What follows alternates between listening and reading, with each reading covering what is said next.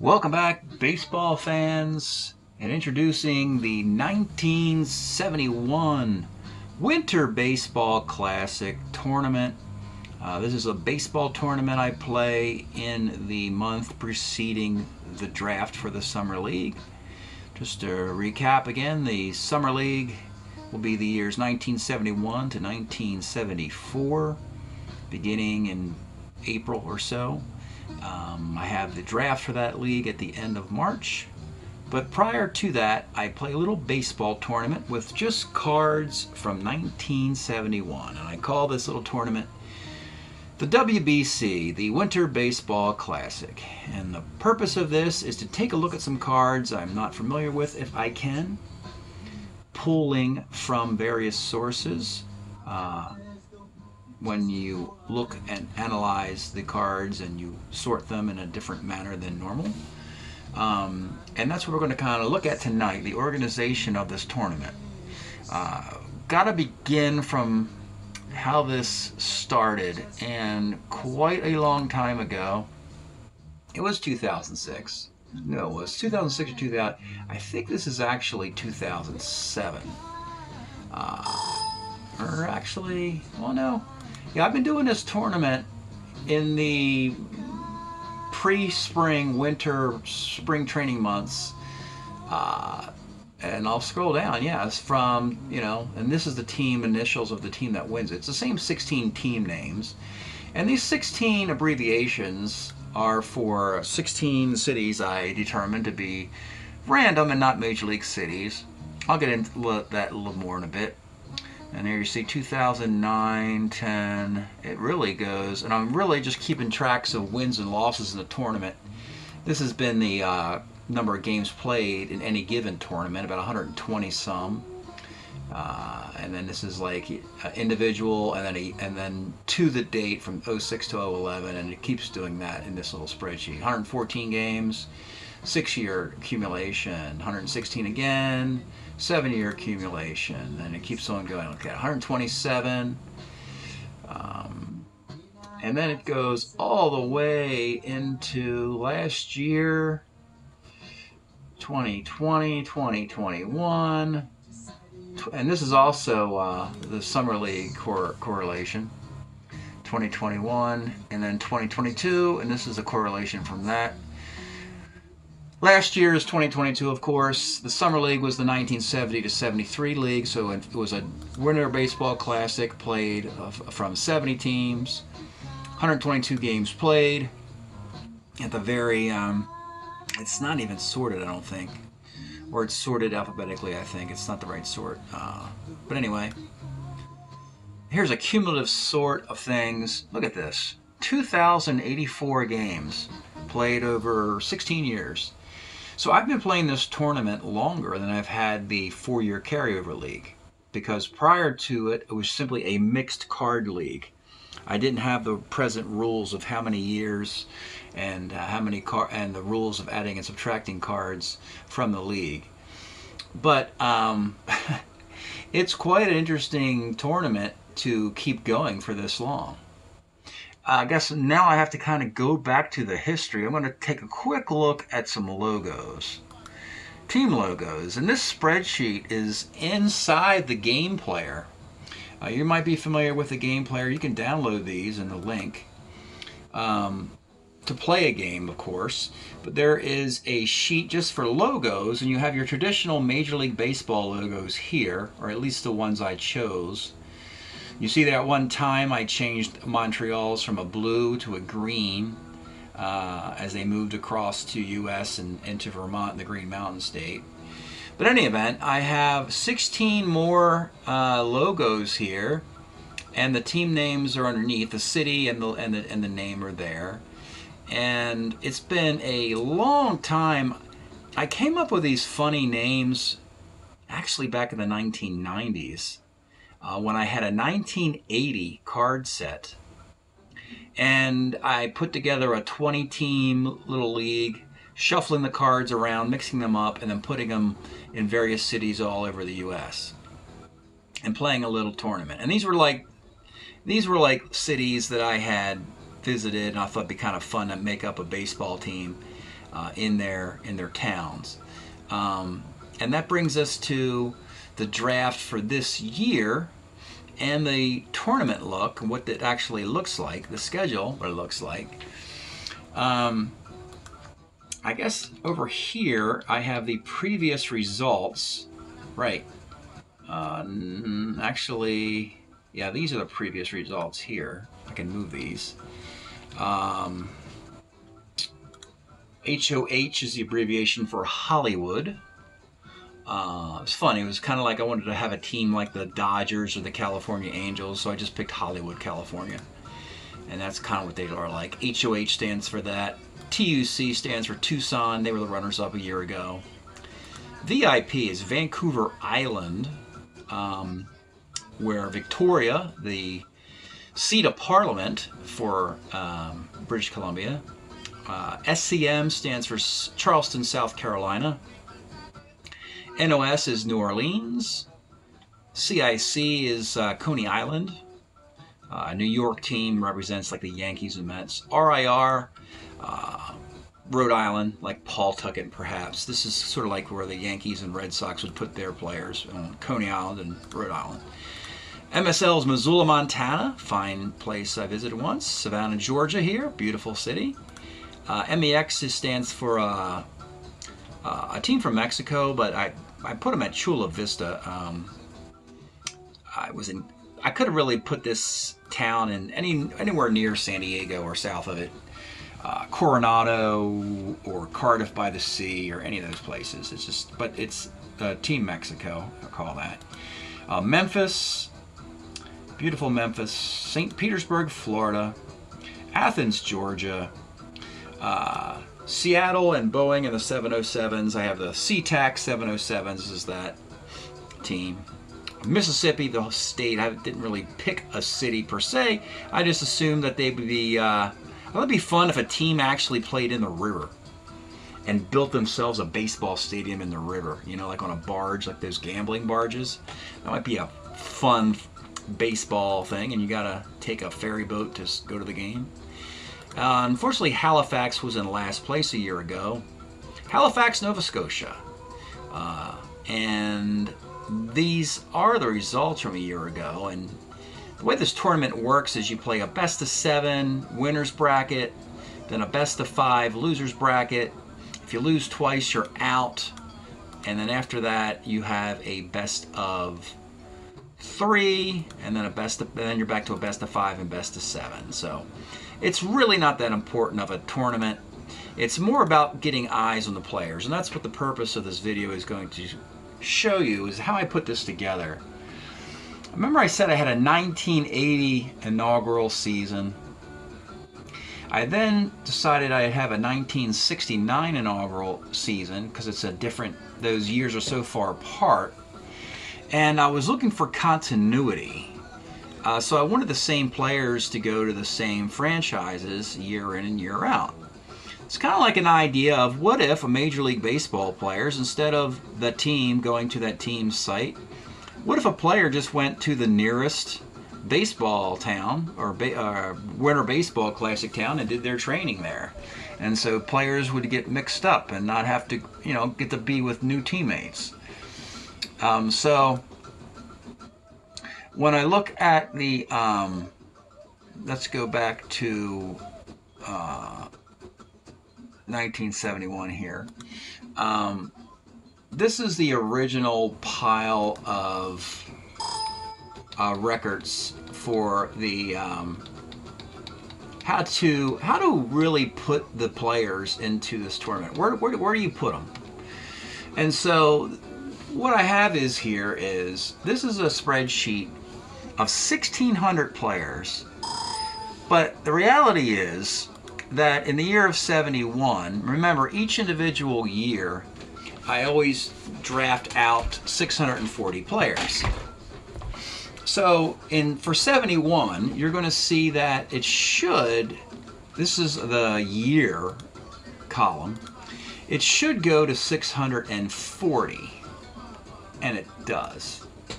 So after doing that, I simply dump the roster from the 1969 WBC into the sheet. And I don't really care what, this is the data from those players. But this is the team by initials, Athens, Georgia, alphabetically, that these players played on. Rico Cardi, Matty Alou, Glenn Becker, Al Callahan. They were assigned to the Athens franchise in the year of '69. And there's 20-man rosters, 16 franchises, so that means it's 320. 640 plus 320 is 960. Let's scroll down. We're looking at this column here. When we get to row 960, it's going to end alphabetically with Vancouver Island, 69. And then I have right beneath that, I got the 1970, a Winter Baseball Classic. Now, you don't always get the same players because some of these players are presently in the carryover league. And by presently in, what does that mean? Let me go page back up for a moment. In the 1971 league, remember I have 6 players from 1971 in that league for each team. And here they are alphabetically by Major League Baseball franchise, beginning with Arizona. And they would be Darrell Knowles, Chuck Dobson, Ted Eulander, Steve Braun, Don Juan Pizarro. Atlanta, just from the 71 card set, I got Tom Kelly, Don Eddy, Hank Aaron, Maury Wills, Marty Perez, Kurt Martin. Those cards are not here. They're not in this league because they're in the summer league that I play and draft in late March. And that's going to be 6 times 32 teams is 192. And they're all highlighted here, denoted in column C with the letter C, meaning carry-on player. And that's 192 of them. So let me go back. Let's go back to where we saw the 69s and then we saw the 70s, just to show you the consistency. Let's go even and see if I can identify off the top of my head. Okay, here's Athens. So in the 69 set, Matty Alou was assigned to them. And then last year, that information was used so that in the 70, okay, in the 70 Winter Baseball Classic, I also assigned Matty Alou to Athens.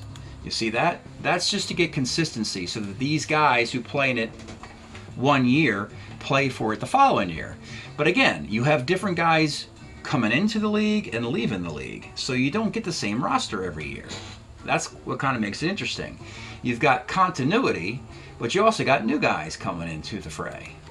And then the other spreadsheet I put in here, 320 and 320 is 640 plus the original 640. It should be 1280. And there it is.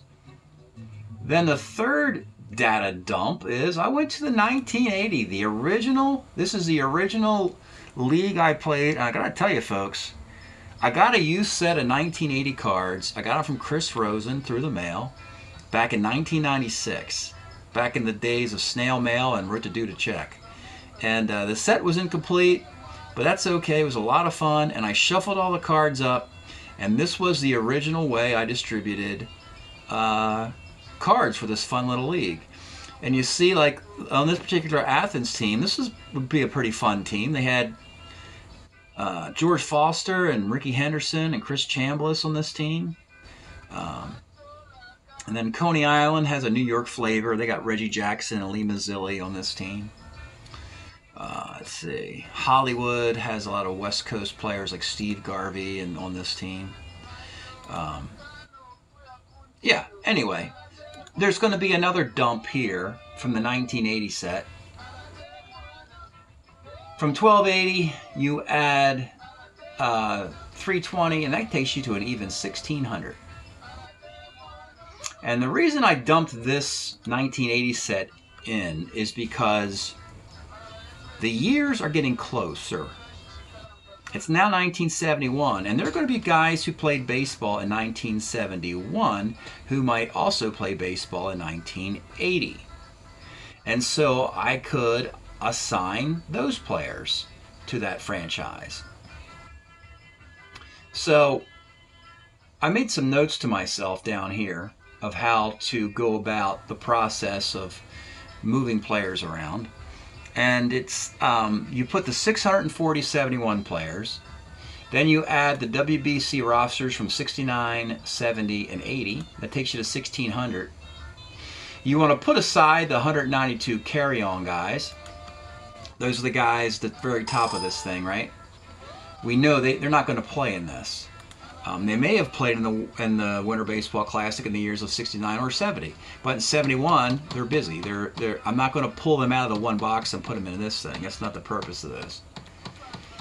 So they're put aside, and after they're put aside, then you sort the rest of the cards alphabetically by player, and you remove all the guys not in the year of '71. And then if you find that that player has a code, you copy the team code in there. And this is the way I can make sure I got a 69, 70, or 80 continuity going on. Let's take a look first at the first 71, the first sort here. And I believe I have, that's 71.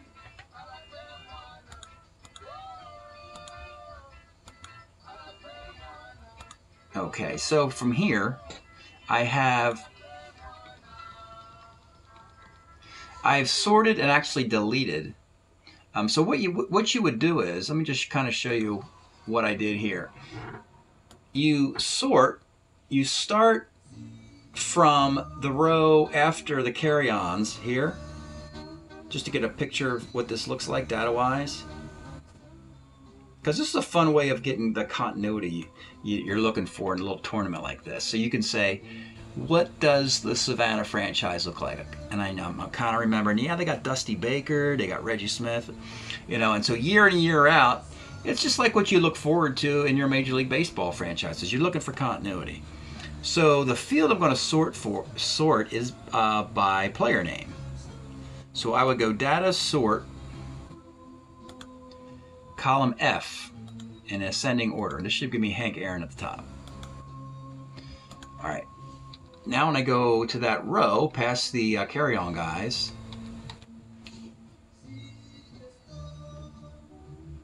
I'm only interested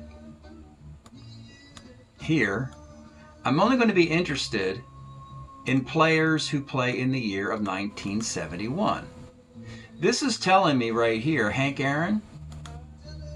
This is a record for Hank Aaron in the year of '69 and '70. Why is there no 1971 in here? Well, we know the answer. It's because Hank Aaron's '71 card is up here with the Atlanta Braves, and that card will just simply stay there. So no Hank Aaron. His card does not get into the Winter Baseball Classic. So when I'm going through data like this, anytime I see a 69 or 70 or 80 player, I delete them. Don't need them. And now I see Ted Abernathy, right? 71 player. Alphabetically, this is going to put, by alphabetical order, it's going to start with the 71s, and then the 69s, the 70s, and the 80s, because that's the order I dumped the data into this spreadsheet. So it's telling me Ted Abernathy, here's his record. In 1969 Winter Baseball Classic, he played for Athens. Well, I got the information I'm looking for.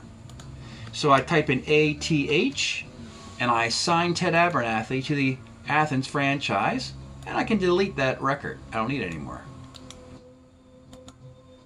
And now Tommy A.G. Tommy A.G. in the '69 Winter Baseball Classic played for Athens, and in the '70 also played for Athens. So that's two Athens players back to back alphabetically. That's just coincidence. Next player, Doyle Alexander with a 71 card. See Jack Aker here doesn't have, he wasn't even in the '69 or '70 Winter Baseball Classic. I got Doyle Alexander, 1980.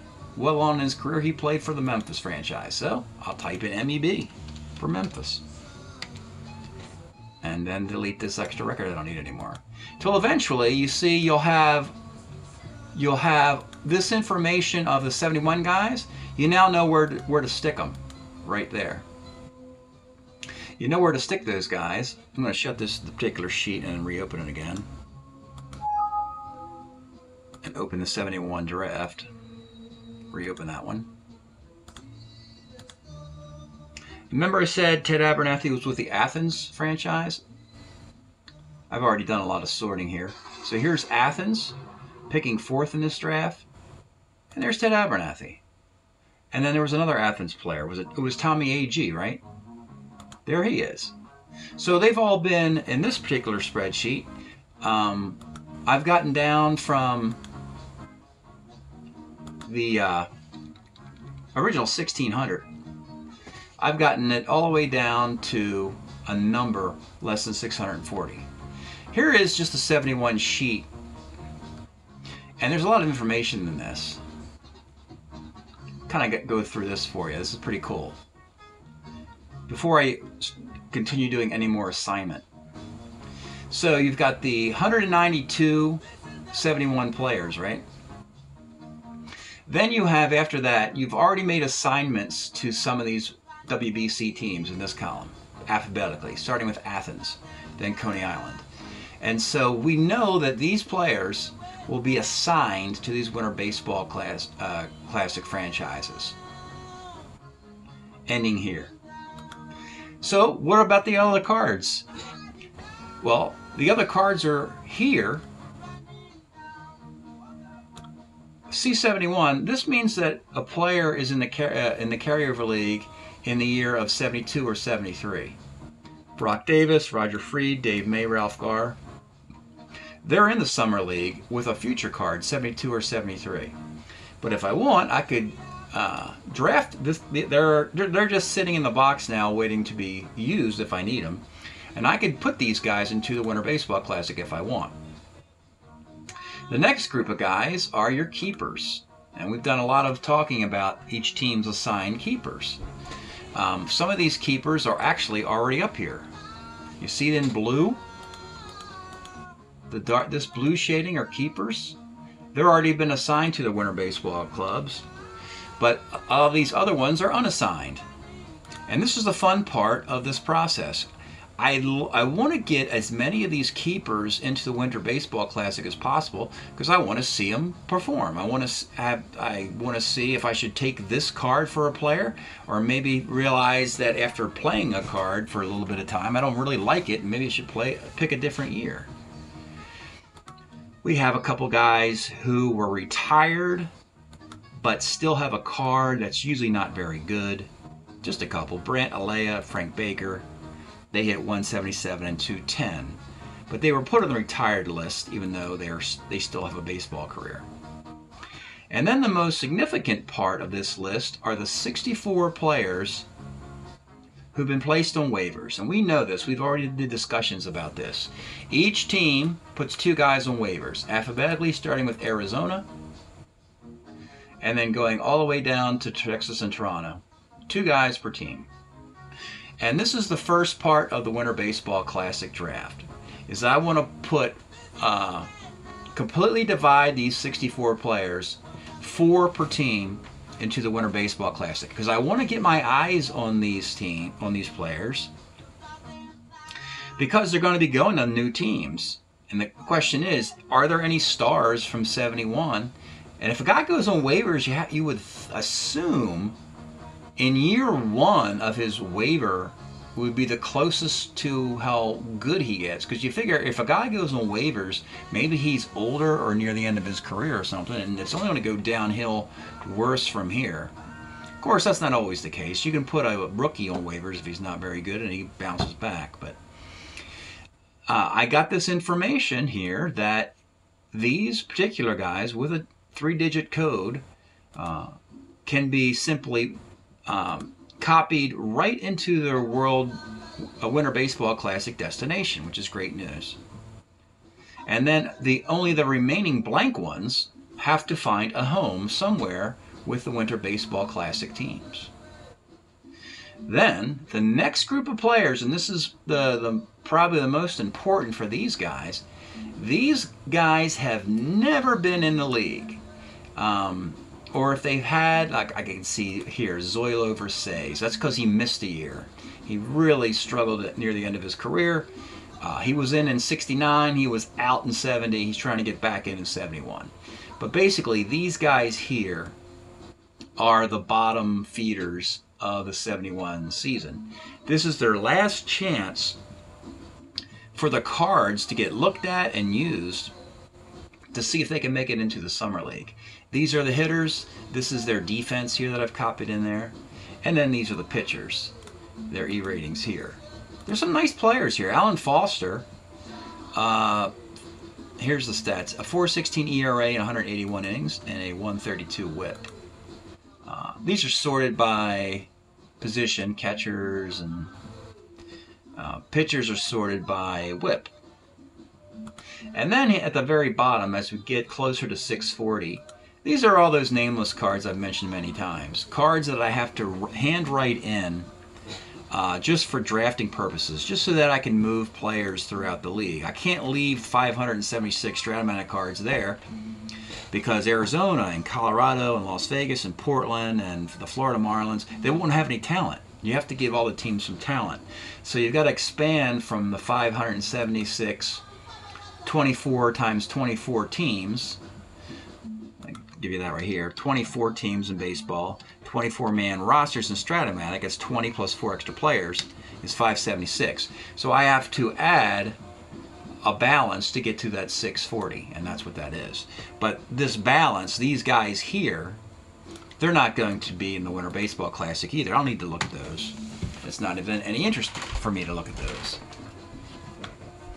So at long last then, I can get to where I'm currently at, folks, because I'm not really ready to start this league yet. I still have to assign players.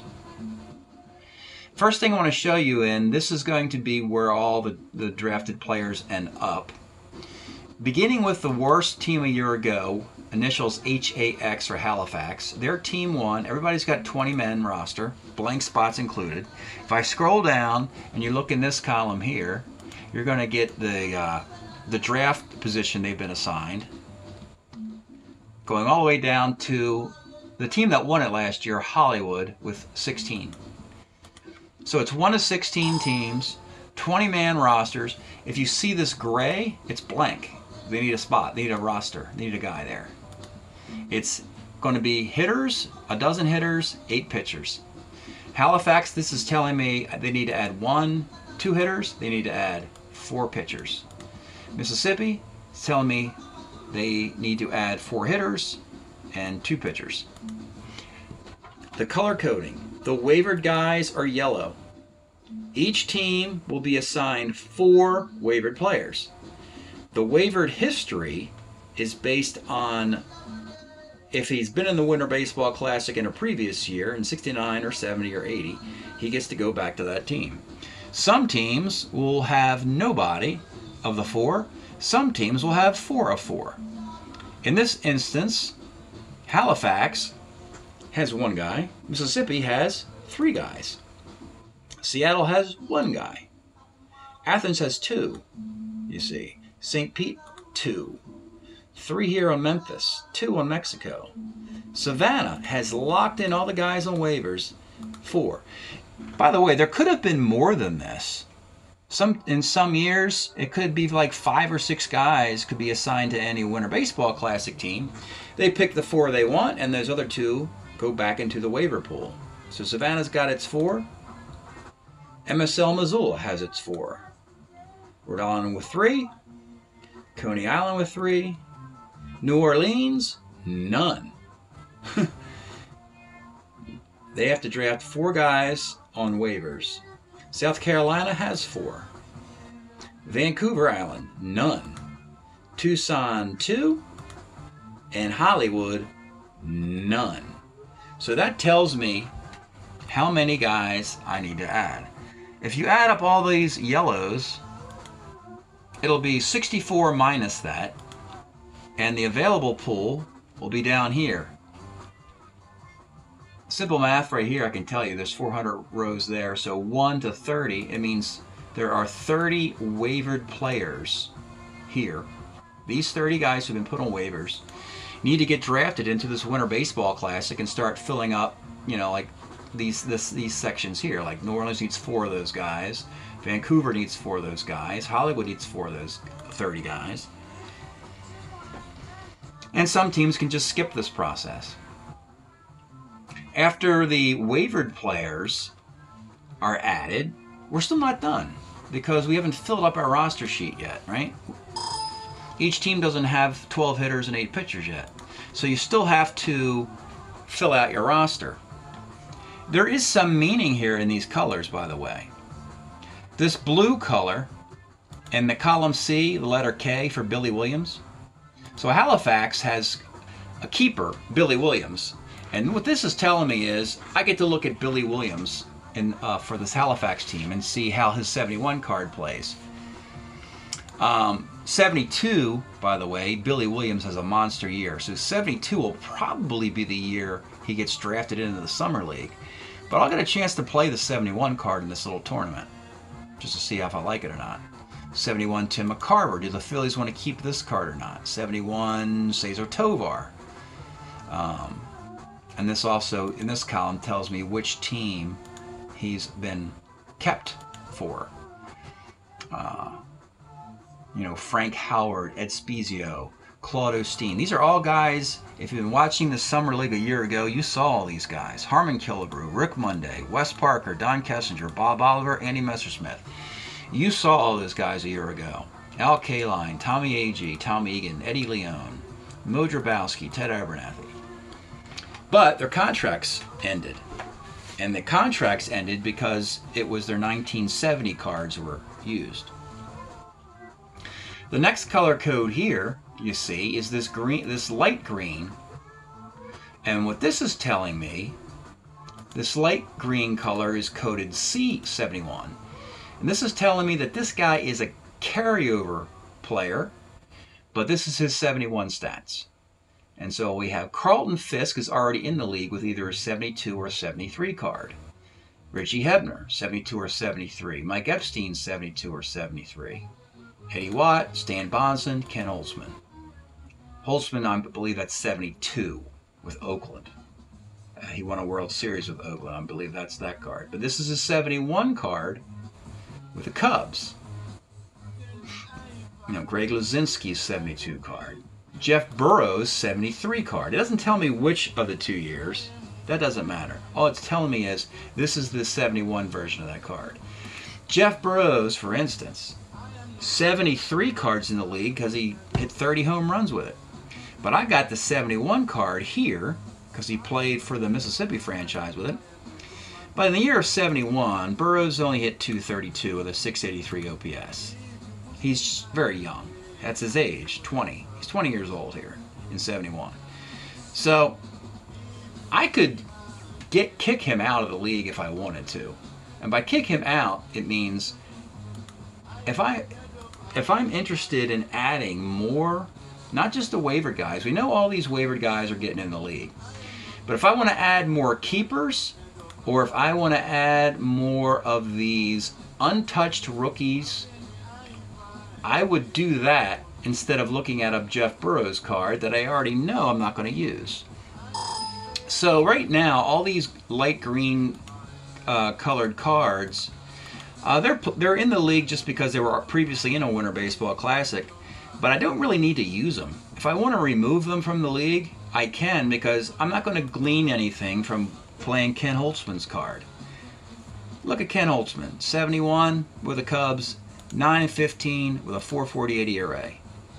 Okay, well, it's not much point for me to play that card because the 72 Ken Holtzman card's in the Summer League with Oakland on a World Series team, and I'm not going to replace it, for instance, so I don't really need to use this card. Other than the fact is I do need to play these games, so I need to have enough players to play these games.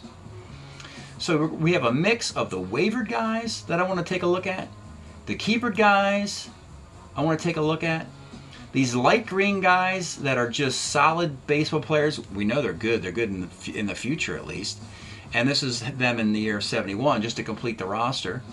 Plus we have these no color, the white ones here, and these are, you see in this column, there's no designation for keeper, waiver, or C71.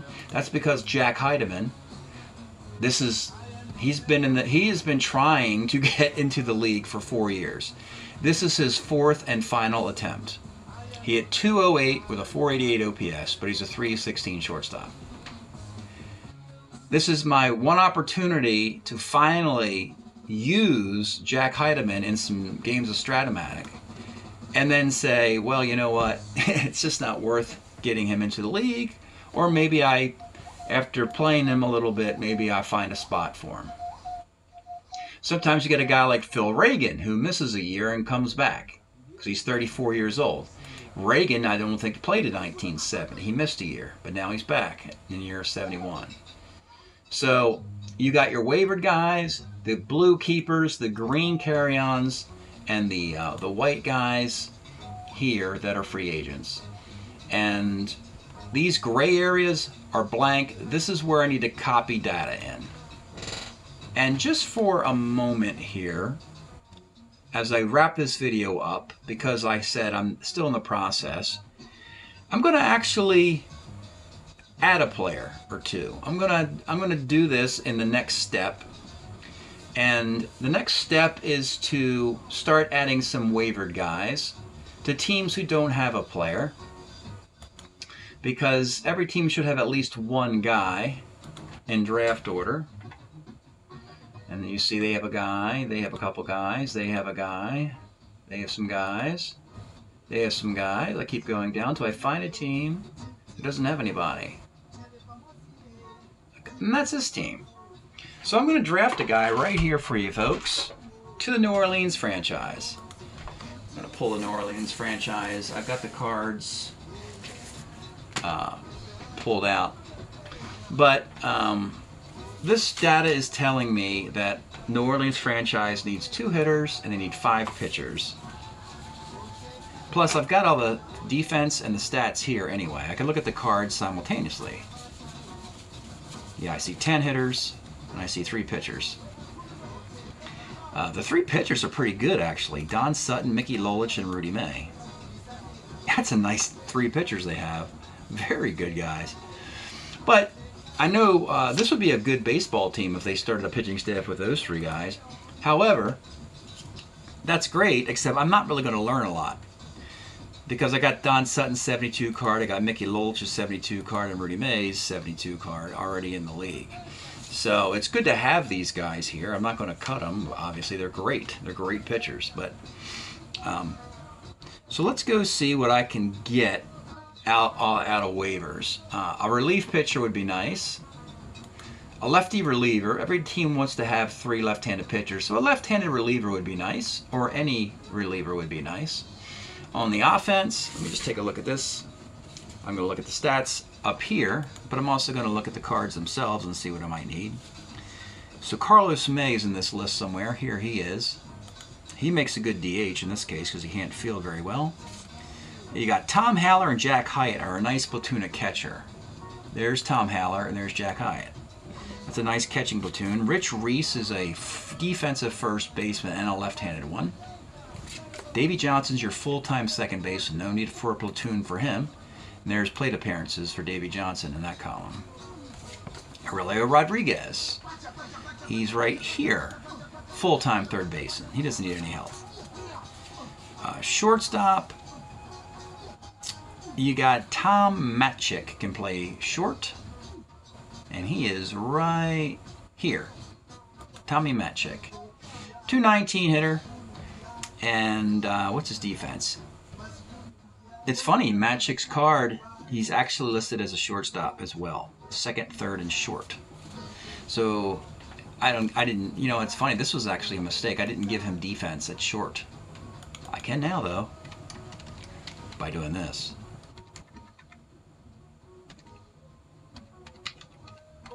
And suddenly Tom Matic has defense. He's now a 448 shortstop.